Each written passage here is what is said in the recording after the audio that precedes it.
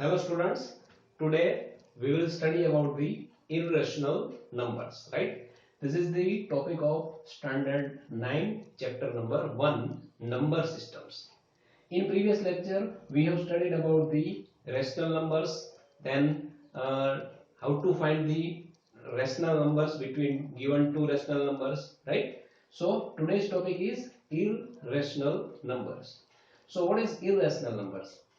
So the numbers which are not rational numbers are the irrational numbers, right? And we know that rational numbers we can represent in the form of P by Q. So definitely irrational numbers are those numbers which we cannot written as P by Q form, right? So that type of number is called the irrational numbers, right? So irrational number has another set of numbers, right? Previous number of sets are natural numbers, then whole numbers, then integers, then rational numbers, right? So this is the one another set of numbers, is it, and it is irrational numbers, right?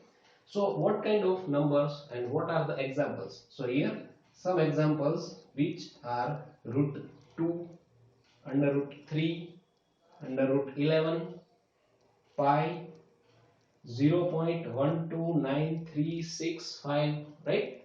So this kind of numbers are called the irrational numbers. Here one thing you have to notice that this is a decimal number, but here if this pattern 1293 is repeats, that means if 0.1293 and then after also it is 1293, then it is not irrational numbers, right? So for irrational numbers this pattern is not repeat, right? Okay, so this is about the irrational numbers. Now we have studied about the rational numbers. So if this is a set of rational numbers and this is a set of irrational numbers, here you can see that any number of rational number is not in the set of rational number, and any number of the irrational number is not in rational number. These both are separate set of numbers. Okay, so if we take together rational numbers and irrational numbers, then the whole set of number is called the real numbers, and this number of set is represented as capital R.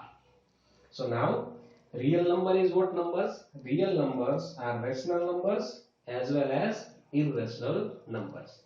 So any number that you can write, you can hear all numbers are must be in the set real numbers set, right? So as we know that the in number line, now we know that on number line we can represent the rational numbers, whole numbers, natural numbers, all we can represent on the number line. So in the same way we can also represent the irrational numbers on the number line.